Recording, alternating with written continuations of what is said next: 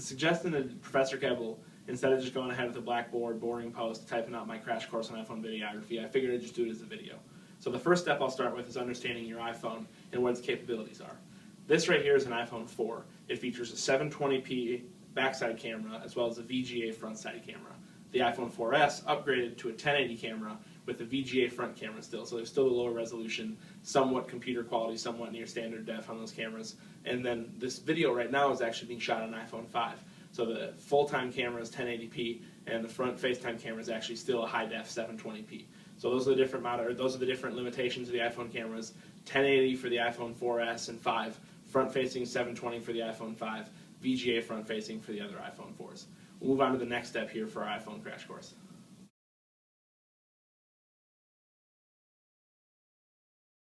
Step in being able to get good or capture good shots and getting good shots with your iPhone is being able to stabilize the shot and have more control over your phone than just hand holding it at all times. So to achieve that, most times I use this. This is one of the different tripod attachments I have. I have some other different ones. They're all pretty effective. But this one you can simply just unscrew, slide on, and it gives you the ability to quickly mount it to a tripod.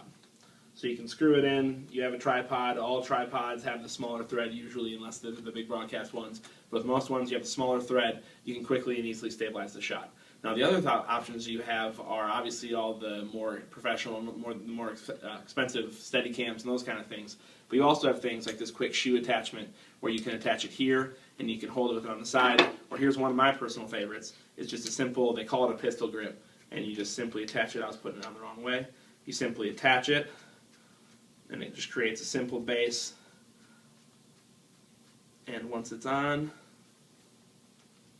you can hold it, and you have complete control over your iPhone without having to actually hold on to it, and it keeps your hands out of the shot and gives you a much steadier shot.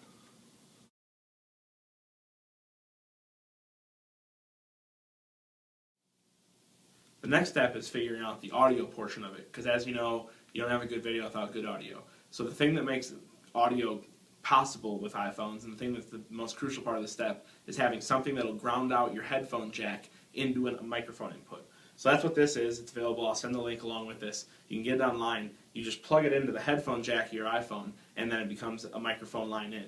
So what you can do is you can add things like just like a boom shotgun mic, and just a simple thing to add to one of those stabilizer shots.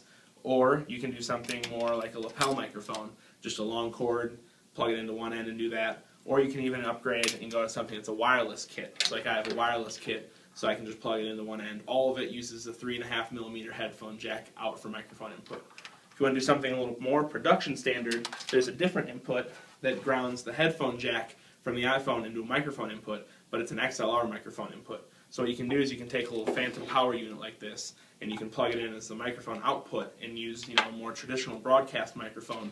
Or you can even grab a cable that has a headphone jack that has a different XLR jack, and you can plug into a mult box at a press conference. So when I cover a press conference, I use this adapter and I connect straight into the mult box, and you're able to use that same XLR audio that a broadcast camera or that most of the microphones would have. So those are some of your options for using high quality audio with iPhone videography.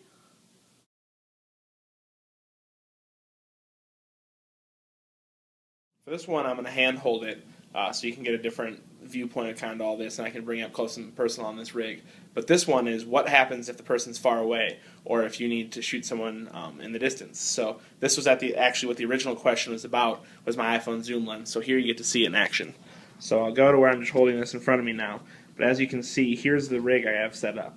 So it's the tripod mount here that I talked about earlier. My iPhone 4, they also make it for iPhone 5 and the different iPod touches, but it's a case that has a little attachment here where you just screw this zoom lens right in. So the lens doesn't actually attach to the camera, it attaches to the case that it goes in. And to make up for the difference in length of where the camera will be from where the microphone where the camera shot will be versus where the microphone will be sitting, I'm going to use the wireless microphone that I talked about earlier. So instead of using the microphone that's located here on the bottom of the phone, I'm going to be using this microphone receiver that's hooked up here using that adapter that I talked about, and I'll be shooting from over here. So let's take a look at what that looks like.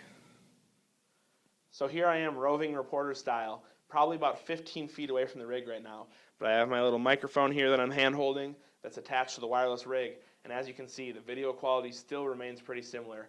This actual particular zoom lens has a little halo that should probably be up in this corner. It's a little darker. They didn't have that. That's a damage to the lens, but most of them, they don't have that. You can see a little bit of the pixelation, but at the same time, you can still see the similar quality, and the audio comes through well with the wireless unit.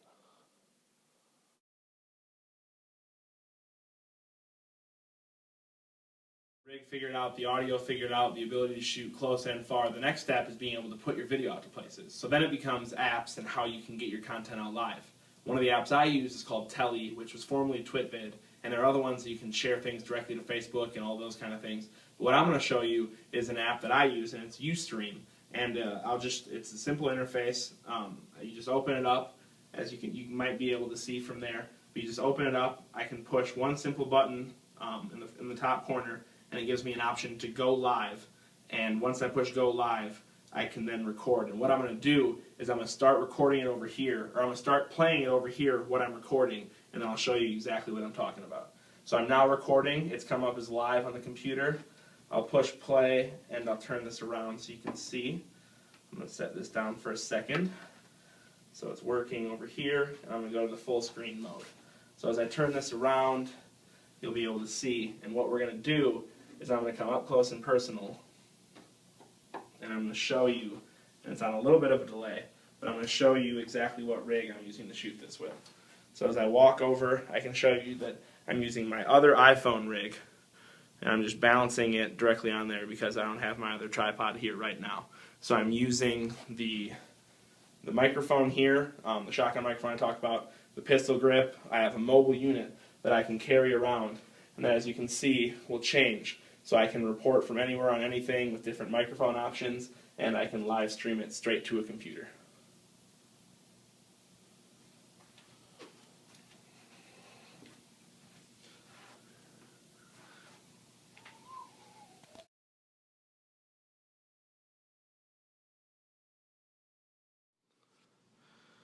Alright, so for this last little segment, I'm going to show you just one more thing that really helps my ability to do full packages and to do full videos straight from my iPhone, and that's the ability to edit within the camera.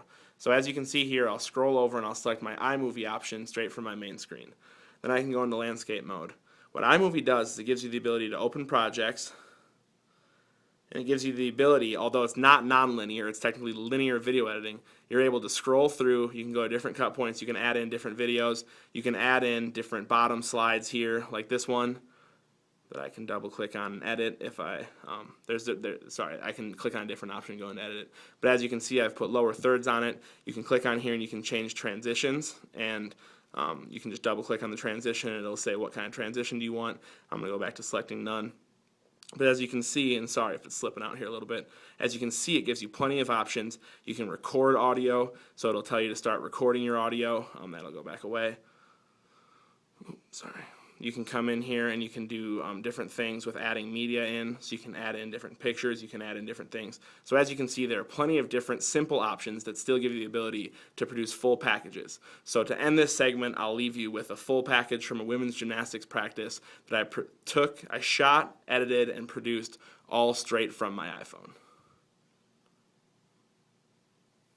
So there's my quick little iPhone videography crash course. It doesn't matter if you're using something as simple as a zoom lens or you want to do something like a wireless receiver with an audio in for the iPhone. There are a lot of different ways that you can make your iPhone videography a little bit more professional and really take reporting to a new level on mobile devices.